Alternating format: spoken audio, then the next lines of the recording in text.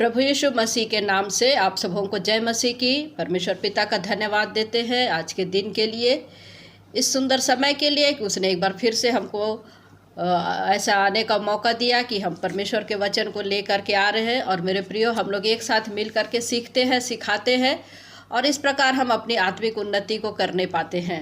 तो हमने पिछले दिनों में हम देख रहे थे विरोधी मसीह के कितने नाम को हम लोग देख रहे थे, और जहाँ से हमने देखा था प्रकाशित वाक्य के पुस्तक 6वां अध्याय पहला पद और दूसरा पद को हमने देखा था। फिर मैंने देखा कि मेमने ने उन 7 मुहरों में से एक को खोला और उन चारों प्राणियों में से एक का गर्जन का शब्द सुना। मैंने दृष्टि की और देखो, एक श्वेत घोड़ा है और उसका सवार धनुष लिए हुए है और उसे एक मुकुट दिया गया और वह जय करता हुआ निकला कि और भी जय प्राप्त करे, और भी जय प्राप्त करे। तो मेरे प्रियो, यहाँ से हम देख रहे थे, कुछ बातों को हम सीख रहे थे। तो ये मेमना अर्थात प्रभु यीशु मसीह को हम लोग को देखते हैं कि अधिकार दिया है कि वो मुहरों का 7 मुहरों को वो खोले। और उन 4 प्राणियों को हम लोग देखते हैं। 4 प्राणी कौन थे उसको भी हमने पिछले अध्याय में देखा था, पिछले एपिसोड में देखा था। प्रकाशित वाक्य 4 का 7वां पद में हम लोग को मिलता है। तो हम लोग देखे थे कि उनमें से एक अर्थात कौन है हम नहीं जानते, चारों में से एक है, जिसका नाम यहाँ पर नहीं दिया। कहता है किसको कह रहा है? देखो, एक श्वेत घोड़ा है और उसका सवार धनुष लिए हुए और उसे एक मुकुट दिया गया। तो मेरे प्रियो, ये एक श्वेत घोड़ा क्या है, इसको हमने पिछले भी समय में देखा था। किंतु यहाँ वे 4 प्राणी जो है उसमें से एक परमिशन दे रहा है कि तू कर। और श्वेत घोड़ा को हम लोग देखते हैं कि श्वेत घोड़ा अर्थात ये हॉर्स ऑफ पावर जिसको हम लोग कहते हैं, जिसके सिर पर मुकुट है, उसके पास में एक ताकत है। वो कुछ समय के लिए तो जय प्राप्त करेगा, किंतु पूरी तरीके से जय प्राप्त नहीं कर पाएगा। अर्थात लोगों को वो भरमाएगा तो जरूर, पर पूरी तरीके से विजय प्राप्त नहीं हो पाएगा। कुछ विजय प्राप्त वो अवश्य ही होगा। इसको हम लोग देख रहे थे, पिछले दिनों में हमने देखा था। श्वेत घोड़ा के बारे में हमने देखा था और इसको मुकुट दिया गया, अर्थात एक अधिकार को दिखाता है, अधिकार दिया गया है। तो हम लोग इसके नाम को हम लोग देख रहे थे प्रियो। तो हम लोग देखेंगे 2 थिस्सलुनीकियों 2 अध्याय को जब हम लोग पढ़ते हैं, 2 थिस्सलुनीकियों 2 अध्याय उसका 6 से 7 पद को हम लोग देखते हैं। तुम उस वस्तु को जानते हो जो उसे अभी रोक रहा है कि वह अपने ही समय पर प्रकट हो, क्योंकि अधर्म का भेद अब भी कार्य करता जाता है, पर अभी एक रोकने वाला, और जब वह दूर ना हो जाए वह रोके रखेगा। देखिए कितनी बड़ी बात कह रहा है, वह अधर्म का पुरुष। और दूसरी चीज हम लोग यहाँ देखते हैं, 3 और 4 पद में हम लोग देखते हैं, क्या देखते हैं? 2 थिस्सलुनीकियों 2 अध्याय 3 पद को, किसी रीति से किसी से धोखे में ना आना, क्योंकि वह दिन ना आएगा जब तक धर्म का त्याग ना हो ले और वह पाप का पुरुष अर्थात विनाश का पुत्र प्रकट ना हो। तो यहाँ पर हमने दोनों बातों को देखा प्रियो। सबसे पहला हम लोग क्या देखे थे पिछले समय में? पाप का पुरुष जिसको हमने देखा था। अभी हम लोग क्या देखेंगे? विनाश का पुत्र को हम लोग देखेंगे। विनाश अर्थात उसका एक ही लक्ष्य है कि वो किसी प्रकार से आपको बर्बाद कर दे, उसका लक्ष्य ही यही है। और मेरे प्रियो, हम लोग देखते हैं कि वो क्या है, शैतान ने ऐसे विरोधी मसीह को खड़ा कर दिया है। विरोधी मसीह अर्थात एक कल्ट जिसके बहुत सारे फॉलोवर और एक अगवा है जो अपने आप को क्या कह रहा है, दिखा रहा है कि मैं ही मसीह हूँ, अर्थात वो श्वेत घोड़े पर आ रहा है। और हम जानते हैं कि घोड़ा में श्वेत, प्रभु यीशु मसीह को हम देखते हैं श्वेत घोड़ा, तो उसका एक रूप लेकर के आ रहा है। उसको हम यहाँ पर हम वचन में सीखते हैं, लेकिन उसके हाथ में क्या है? धनुष है, तीर नहीं है, धनुष है। वो बहुत ही चालाक है, वो बहुत ही चतुर है। और हम देखते हैं कि वो क्या कर रहा है कि लोगों को अपनी ओर आकर्षित कर रहा, बहुत ही अद्भुत रीति से, बहुत ही अजीब रीति से वो चालाकी के साथ कार्य कर रहा है।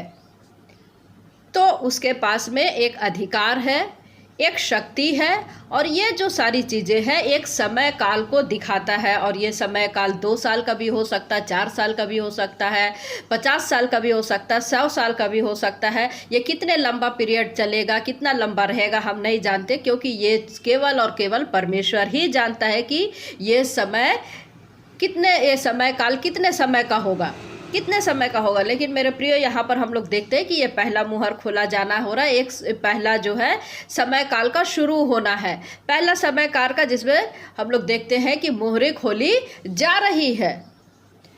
और ये क्या कर रहा है मेरे प्रियो, सामने आ रहा है और शांति बोल रहा है, प्रेम बोल रहा है, परंतु इसने मन में एक ही बात ठानी है कि वो हमको और आपको बर्बाद कर दे, क्योंकि इसका नाम ही क्या है, विनाश का पुत्र। और आज हम देख रहे हैं कि ये कलीसियाओं में 90% कलीसियाओं में यही चल रहा है। यीशु के नाम से प्रचार हो रहा है, चंगाई सभाएं चलाई जा रही है, आश्चर्य के कर्म हुए जा रहे हैं, आश्चर्य अचंभे के काम हुए जा रहे हैं, किंतु मासूम और नए विश्वासी ये सोचे जा रहे हैं कि शायद ये प्रभु यीशु मसीह कर रहा है, लेकिन वहां पर कोई दूसरे ही आत्मा कार्य कर रही है, व्यक्तियों को हाथ में ले करके अजीब और अचंभे काम कराते हुए उसका एक ही लक्ष्य है कि आपके जीवन को बर्बाद कर दे। वो दिखा कुछ रहा है, जैसे मेरे प्रियो, हम लोग कोई चीज़ खरीदते हैं तो हम लोगों का एक मानसिकता है, या हम लोग जानते हैं कि मेड इन चाइना तो खराब हो सकता है, उसमें मेड इन चाइना मतलब उसके माल डुप्लीकेट होते हैं, लेकिन उसमें लेबल चिपका दिया जाता है एक अच्छी कंपनी का, बड़ी कंपनी का, मेड इन जापान अर्थात बहुत अच्छी कंपनी है, लेकिन अंदर से वो मेड इन चाइना है। इसी प्रकार यहाँ पर हम लोग देखते हैं कि वो कह तो रहा है शांति शांति, लेकिन उसकी शांति में एक बर्बादी है। वो कैसे बर्बाद कर रहा है, क्योंकि उसके हाथ में धनुष है, वो बहुत चालाक है, वो बहुत चतुर है और आश्चर्य कर्म कर रहा है, और आज लोग इसी के पीछे भाग रहे हैं। इसलिए वचन हमको क्या कहता है कि वे सत्य को तो पहचानती है, किंतु उसके आखिरी तक नहीं पहुंच पाती, सत्य की पहचान तक वो लोग नहीं पहुंच पाती। तो मेरे प्रियो, हम लोग इसी में रह जाते हैं, और इसी पृथ्वी के जीवन के ही आशीषों को मान करके हम उस अंतिम आनंद आत्मिक जीवन या उस स्वर्गीय भेद को हम लोग नहीं समझ पाते।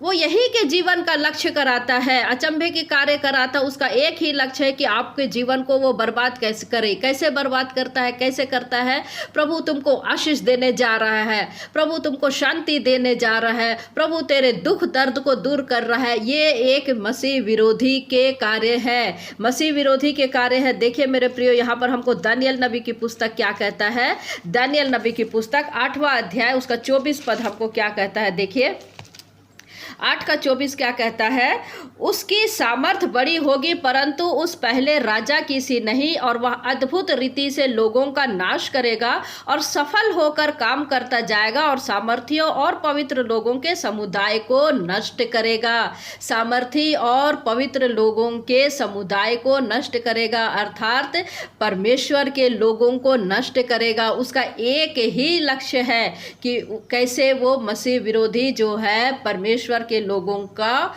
नष्ट करे। ये मसीह विरोधी के आत्मा का स्वभाव है। और हम लोग दूसरा क्या देखते हैं, 9वें अध्याय में, दानियल के ही 9वें अध्याय के 27 पद में हम लोग क्या पढ़ते हैं। यहाँ पर हमको क्या वचन बता रहा है, वह प्रधान एक सप्ताह के लिए बहुतों के संग दृढ़ वाचा बांधेगा, परंतु आधे ही सप्ताह के बीतने पर वह मेल बलि और अन्न बलि को बंद करेगा, और कंगूरे पर उजाड़ने वाली घृणित वस्तुएं दिखाई देगी, और निश्चय ही ठानी हुई बात के समाप्त होने तक परमेश्वर का क्रोध उजाड़ने वाले पर पड़ा रहेगा। तो क्या कह रहा है, वो वाचा बांधेगा परमेश्वर की तरह, परमेश्वर के लोगों से।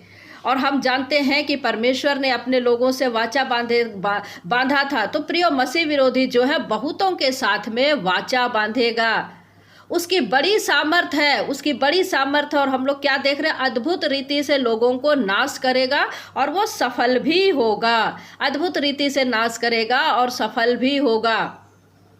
और हम लोग देखते हैं कि आज हम लोग चर्चों में देखते हैं कि कैसे प्रभु के दास लोग झूठे मसीही विरोधी उठ खड़े हुए हैं और प्रभु तू मुझे चंगाई दे रहा है, तू आजा, प्रभु मुझे दिखला रहा है कि तू चंगाई हो रहा है, प्रभु मुझे दिखला रहा है कि तुझ पर बहुत बड़ा धन संपत्ति आने वाला, बहुत बड़ा अच्छा कार्य होने जा रहा है, बहुत बड़ा आशीष होने जा रहा है, तेरे खाते में पैसे आ रहे हैं। तो इस प्रकार की बातें व्यक्तियों को इस्तेमाल कर रहा है शैतान, जो है इस प्रकार के अचंभे कार्य करके व्यक्तियों को इस्तेमाल कर रहा है। मसीही विरोधी की आत्मा जो है एक ही बात को ठान के रखा है कि कैसे चंगाई बोल के, नौकरी बोल के, धन संपत्ति बोल के, आशीष बोल के, उसका एक ही लक्ष्य है कि वो आपको और हमको बर्बाद करे।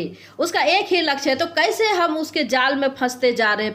फिर आज वो तरीका अपना लिया है उसने, और परमेश्वर ने इसकी इजाज़त दी है, परमेश्वर ने इसकी इजाज़त दी है। तो हमको और आपको बहुत ही सतर्क रहना है।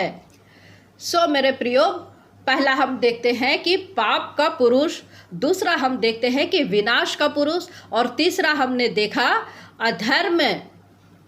अधर्मी। वो अधर्मी है जिसके नाम के अधर्मी अर्थात जो जिसके पास में न्याय नाम की चीज़ नहीं है, न्याय नाम की जगह नहीं है, और उसका एक ही लक्ष्य है कि वो सामने वाले को बर्बाद करे। जो हम दूसरा थिस्सलुनीको दूसरा अध्याय चौथे पद में कहते हैं, वो विरोध करता है। देखिए दानियल की पुस्तक 11 अध्याय 36 और 37 पद क्या कहता है। तब वह राजा अपनी इच्छा के अनुसार काम करेगा और अपने आप को सारे देवताओं से ऊंचा और बड़ा ठहराएगा, वरन सब देवताओं के परमेश्वर के विरुद्ध भी अनोखी बातें कहेगा। जब तक परमेश्वर का क्रोध शांत ना हो जाए तब तक उस राजा का कार्य सफल होता रहेगा, क्योंकि जो कुछ निश्चय करके ठाना हुआ है वह अवश्य ही पूरा होने वाला है। वह अपने पुरखाओं के देवताओं की चिंता ना करेगा, ना स्त्री की प्रीति की कुछ चिंता करेगा और न किसी देवता की, क्योंकि वह अपने आप ही को सबों के ऊपर बड़ा ठहराएगा। तो लोगों के साथ में वो वाचा बांध रहा है, लोगों को याद दिला रहा है कि मैं वही पुराना, वही परमेश्वर हूँ। तो प्रियो, ये विरोधी मसीह जो है यहूदियों के बीच में आकर के ये सारी हरकतें करेगा, क्योंकि यहूदी लोग जो है मसीह का इंतज़ार आज भी कर रहे हैं मेरे प्रियो। और इस्राएल के जो गोत्र है ये दान के गोत्र से आएगा, ये दान के गोत्र से होगा, क्योंकि दान के गोत्र के विषय में चेतावनी दी गई है और ये लोगों के साथ में वाचा बांधेगा। परमेश्वर ने जो लोगों के साथ में वाचा बांधी है वही वाचा ये भी बोलेगा कि मैं स्थिर करने आया हूँ। जब हम लोग यूहन्ना रचित सुसमाचार 17 अध्याय उसका 12 पद में जब हम लोग पढ़ते हैं, वहाँ पर जो है यहूदा इस्करियोती के बारे में कहा गया है कि वो विनाश का पुत्र है। तो प्रियो, ये जो मेल खाता है इसके साथ में यहूदा इस्करियोती के बारे में लिखा है, क्योंकि यहूदा इस्करियोती को भी विनाश का पुत्र कहा गया है, और वैसे ही विरोधी मसीह का एक नाम है अर्थात विनाश का पुत्र। तो हमको अपने आप को कितना सतर्क रहना है, अपने आप को कितना जांचना है कि कहीं मैं और आप धोखे में तो नहीं, कहीं हम लोग तो धोखे में तो नहीं जा रहे हैं। देखिए दूसरा थिस्सलुनीको दूसरा अध्याय का जो हम लोग पढ़ते हैं 11-12 और 11-12 पद को जब पढ़ते हैं, दूसरा थिस्सलुनीको दूसरा अध्याय 11 पद क्या लिखता है। इसी कारण परमेश्वर उनमें एक भटका देने वाली सामर्थ को भेजेगा कि वे झूठ की प्रतीति करें, ताकि जितने लोग सत्य की प्रतीति नहीं करते वरन अधर्म से प्रसन्न होते हैं वे सब दंड पाएंगे। आपको शांति चाहिए, लो मैं शांति दे रहा हूँ। परमेश्वर कैसे खिन्न हो रहा है और ऐसे व्यक्ति को आने की इजाज़त दे रहा है, और लोग जो है शांति के पीछे भाग रहे, चंगाई के पीछे भाग रहे। तुमको यही चाहिए, लो मैं तुमको देता हूँ। तुमको चंगाई चाहिए, तुमको ये चाहिए, तुमको वो चाहिए, मकान चाहिए, पैसा चाहिए, वीजा चाहिए, मैं तुमको दूंगा। और मेरे प्रियो, परमेश्वर का वचन हमको यहाँ पर सिखा रहा है कि हमको सतर्क होना है। कैसे परमेश्वर की खिन्नता, तो ये मुहर खोली जा चुकी है, कब खोली जा चुकी है? आज हम लोग देख रहे हैं कि ये जो सफ़ेद घोड़ा अर्थात जो झूठे मसीह उठ खड़े होंगे, ये अंत के दिनों की बात को हम लोग देखते हैं। जैसे ही मोहर खोले जाएगी वो दौर शुरू हो जाएगा। झूठे मसीह उठ खड़े हुए, झूठे भविष्यवक्ता उठ खड़े हुए, यानी शैतान के द्वारा कलीसियाओं में जो है गड़बड़ियाँ शुरू की जाएगी। तो मेरे प्रियो, ये वो समय काल होगा जब शैतान के द्वारा इस तरीके का कार्य किया जाएगा, जिसको हम मत्ती रचित सुसमाचार 24 अध्याय में हमको प्रभु यीशु मसीह ने पहले ही बता दिया है। क्योंकि ये वो है मसीह विरोधी, असली वाला मसीह विरोधी नहीं। ये एक ऐसा दौर होगा जहां बहुत सारे मसीह विरोधी उठ खड़े होंगे। और आज भी इस बात को हम लोग देखते हैं कि बहुत सारे मसीह विरोधी उठ खड़े हुए। तो ये सफ़ेद घोड़ा वे अपने लोग अर्थात आपको मसीह बताना चाह रहे हैं, अपने आप को जो है वो मसीह बताना चाह रहे हैं। और ये ऐसा दौर होगा कि शैतान के द्वारा बहुत सारे लोग जो है उभारे जाएंगे, भटकाए जाएंगे। सब जो उठेगा, उनके जो अगुवे हैं, वे कहेंगे कि मैं मसीह हूँ, मैं मसीह हूँ। जैसा प्रभु ने कहा वैसे ये लोग भी कहेंगे। और इनके क्या है, सबसे पहला जो चिन्ह है कि झूठे बहुत सारे भविष्यवक्ता उठ खड़े होंगे, लोगों को भरमाएंगे। तो एक दौर होगा, ये एक दौर होगा प्रियो, जिसकी शुरुआत एक सदी से प्रारंभ हो गई है। तो इसको हम लोग देख रहे हैं। जैसे माता यरूशलेम को आप देखते हैं, ये कल्ट है। बिजली क्या है, पूर्वी बिजली हम लोग देखते हैं, ये एक कल्ट है। यहोवा विटनेस को हम लोग देखते हैं, ये एक कल्ट है। तो ये सब ने अपने आप में दावा किया है, इनके अगुवे ने, कि मैं प्रभु यीशु मसीह का द्वितीय आगमन हूँ। लेकिन यहाँ हम लोग क्या देखते हैं कि अपने आप को झूठे मसीह, एक दौर है, ये शुरू तो हो जाएगा मेरे प्रियो। लेकिन हम लोग क्या देखते हैं कि वो बहुतों को भरमाने नहीं पाएगा, क्योंकि लोग उसके झांसे में नहीं, पूरी तरीके से नहीं आ पाएंगे। तो ये एक दौर है। और हम लोग देखते हैं कि इंडिया में भी बहुत सारे उनके फॉलोवर हो गए हैं। जैसे हम लोग देखते हैं ऑन शॉन्ग हॉन्ग को देखते हैं, जो अपने आप को मसीह बताता है, तो ये भी एक दौर है मेरे प्रियो। और हम देखते हैं कि अपने आप को मसीह बताना, तो हम अंत के दिनों में प्रवेश कर चुके हैं। तो शैतान बहुत सारे लोगों को भरमा रहा है और हम आज भरमाए भी जा रहे हैं। लेकिन इसी दौर के साथ साथ अंत के दौर में जो शुरू हो रहा, हम लोग प्रेरितों के पुस्तक 2 अध्याय, प्रेरितों के कार्य 2 अध्याय 17 पद में हम लोग क्या देखते हैं, वचन क्या कहता है। परमेश्वर कहता है कि अंत के दिनों में ऐसा होगा कि मैं अपना आत्मा सब मनुष्यों पर उंडेलूंगा, और तुम्हारे बेटे और तुम्हारी बेटियां भविष्यवाणी करेंगी, और तुम्हारे जवान दर्शन देखेंगे, और तुम्हारे पुरनिये स्वप्न देखेंगे। तो ये इस प्रकार से है, शैतान अपना कार्य कर रहा है, परमेश्वर ने उसको इजाज़त दे दिया, एक विरोधी मसीह उठ खड़ा हुआ। किंतु आज हम देखते हैं कि परमेश्वर जो है अपने पवित्र आत्मा को भेज करके ये एक दौर में कैसे वो अपने लोगों को उभार रहा है। आज देखिए परमेश्वर का कार्य इतनी तेजी से हो रहा है। क्या कहता है कि अपना आत्मा मनुष्यों पर उंडेलूंगा, तुम्हारे बेटे तुम्हारी बेटियां भविष्यवाणी करेगी, दर्शन देखेंगी। आज हम लोग इस कार्य को देख रहे। पहले पृथ्वी में बहुत सारे ऐसे लोग हैं, ऐसे कई जगह है जहां लोग प्रभु यीशु मसीह को नहीं जानते थे, किंतु आज कैसे मीडिया के माध्यम से, सोशल मीडिया के माध्यम से ऐसे जगह जगह पर परमेश्वर का वचन पहुंच रहा है, लोग प्रभु यीशु मसीह को जानने लग रहे। तो मेरे प्रियो, दोनों कार्य कर रहे हैं। शैतान भी अपना कार्य कर रहा है और परमेश्वर का कार्य भी अपना कार्य कर रहा है। तो एक दोनों ग्रोथ को हम लोग देखते हैं। शैतान भी जो है बड़ी ग्रोथ के साथ में शुरू हो गया है इस पीरियड में, कि वो जानता है कि उसका कार्य अभी समाप्त होने पर है, किंतु पवित्र आत्मा भी अपना कार्य बड़े उत्साह और बड़े पैमाने के साथ में कर रहा है। और इसी चीज को प्रभु यीशु मसीह ने बहुत पहले समय में मत्ती रचित सुसमाचार 24 अध्याय का 14 पद में हम यहाँ पर देखते हैं क्या लिखता है। और राज्य का यह सुसमाचार सारे जगत में प्रचार किया जाएगा कि सब जातियों पर गवाही हो, तब अंत आ जाएगा। तो मेरे प्रिय, एक ये पीरियड है जो 7 मुहर का खोला जाना है, पहली मुहर, दूसरे मुहर। तो मैं समझती हूँ कि इसका जो अंत है, जब तक प्रभु यीशु मसीह ना आ जाए, ये दौर चलता रहेगा। ये दौर जो है चलता रहेगा। एक शुरू भी, पहला ख़त्म नहीं हुआ, दूसरा भी स्टार्ट हो गया, दूसरा भी चलता रहा, या तीसरी मुहर खुली जाएगी, यानी ये सब एक साथ कंटिन्यू चलता जाएगा। यह परमेश्वर का वचन है। और जैसे जैसे शैतान का कार्य हो रहा है, परमेश्वर का कार्य भी वैसे वैसे हो रहा है। तो यहाँ हम लोग देखते हैं कि जो धनुष बता रहा है श्वेत घोड़ा अर्थात झूठा मसीह को हम लोग देखते हैं, धनुष को हम लोग देखते हैं कि शैतान अपना कार्य तो करेगा और हम लोग देखते हैं वो कि जय भी प्राप्त करेगा, जय भी प्राप्त करेगा। और पहले मोहर का खोला जाना कि झूठे मसीह भी उठ खड़े होंगे और प्रभु का कार्य भी बड़ी तेजी से प्रचार किया जाएगा। तो ये वो समय काल होगा मेरे प्रियो, वो समय काल होगा। धनुष को हम लोग देखते हैं कि शैतान अपना कार्य तो करेगा और जय भी प्राप्त करेगा।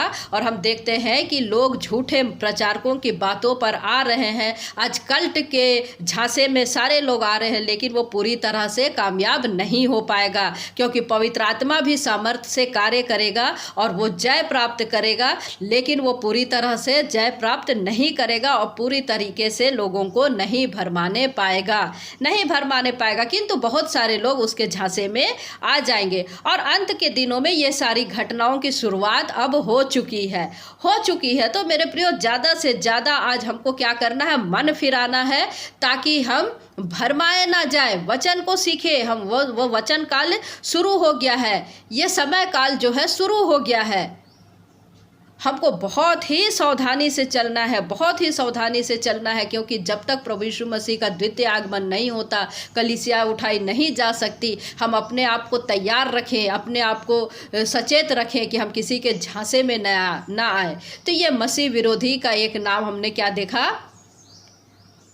पाप का पुरुष, दूसरा हमने विनाश का पुत्र देखा, और तीसरा हम अधर्मी को देख रहे हैं। और ये जो है एक समय पीरियड को दिखाता है, इसमें बहुत सारे परमेश्वर के अच्छे अच्छे लोग गिर सकते हैं। तो मेरे प्रियो, परमेश्वर करे कि आप सचेत हो उसके वचन को सुन करके, और जिससे आप सुनते हैं उसको आप परखें कि सामने वाला जो बोल रहा है वो सही है या गलत है। सिर्फ इस पृथ्वी पर की आशीष की बात करता है तो उससे अभागा मनुष्य कोई नहीं है, उससे अभागा मनुष्य कोई नहीं है। तो प्रियो, आप सचेत रहे, सतर्क रहे, सावधान रहे।